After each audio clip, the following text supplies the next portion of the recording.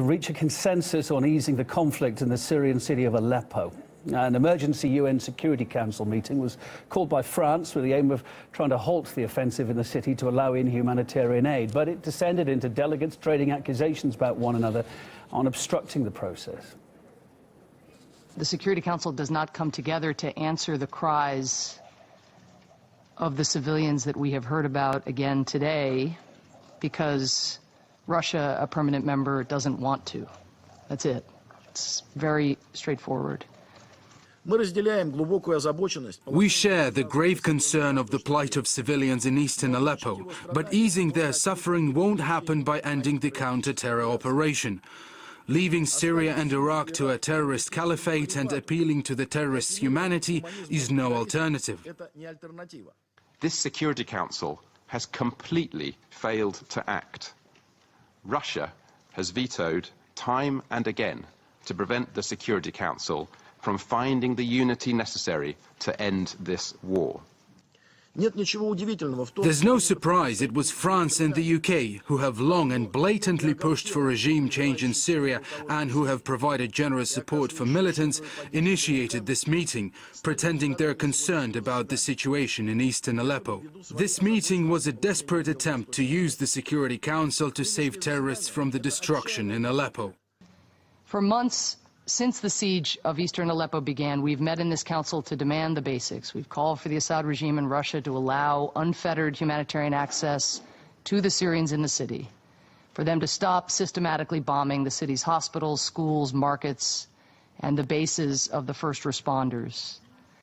If our Western colleagues really are so concerned by the plight of civilians in eastern Aleppo and of all Syria, then above all they need to take genuine practical steps, put an end to supporting terrorists and lift unilateral sanctions.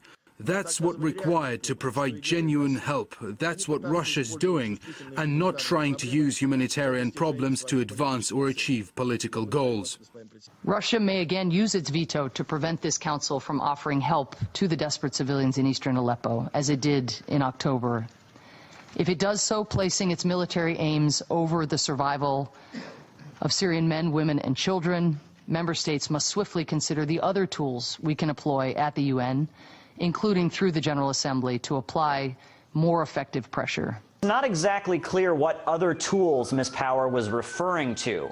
It is possible she's been talking about new sanctions on Russia. There have been calls for new sanctions against Russia in the United States by various figures in response to actions by the Syrian military, which various U.S. officials do blame Russia for. However, she wasn't specific about what actions she thought should be taken. It is important to note that while Russian envoy Vitaly Churkin was speaking, U.S. Ambassador Samantha Power actually stormed out of the room. Now, that's a common diplomatic gesture. It's a way of expressing disgust or disapproval or protest to the comments of another diplomat. Now, it is important to note that U.S. Ambassador Samantha Power will not be holding this office for very long. Donald Trump, the president-elect of the United States, has already named her replacement, which will be Nikki Haley, the former governor of South Carolina. Caleb Mopin. Former US diplomat Jim Jatras told us he believes America's UN envoy wants Security Council decisions to yield to Washington's policies. It's amazing how many years Ambassador Power has been there and evidently does not have an elementary understanding of how the UN system works. There's a reason the founders of the UN put the responsibility for peace and security under Article 7 of the UN Charter with the Security Council, so that none of the permanent 5 nuclear members can feel backed into a corner. The United States repeatedly casts our veto on behalf of Israel. We would not give that up. Why do we expect the Russians to give that up if they feel that their vital interests are at stake in Syria?